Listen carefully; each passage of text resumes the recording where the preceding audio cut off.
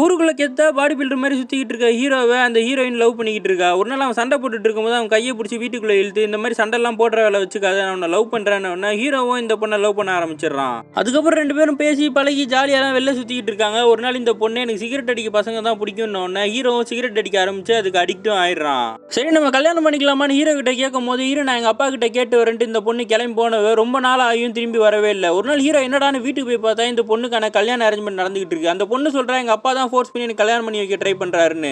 ஹீரோனோட அப்பாவும் அவங்க அடியாளுங்களும் வந்து ஹீரோ போட்டு அடிச்சு அங்க இருந்து இழுத்துட்டு போயிடுறாங்க. அந்த பொண்ணு கல்யாணம் பண்ணி வச்சிடறாங்க. கல்யாணம் பண்ணி வச்சதுக்கு அப்புறம் அந்த பொண்ணை வெளிநாட்டுக்கு அனுப்பி விட்டுறாங்க. 3 வருஷம் கழிச்சு அந்த பொண்ணு திரும்பி வந்து பார்த்தா ஹீரோ சரியான பொறுக்கி மாதிரி தாடியெல்லாம் வளர்த்துட்டு டான்ஸ் ஆடி சுத்திக்கிட்டு இருக்கான்.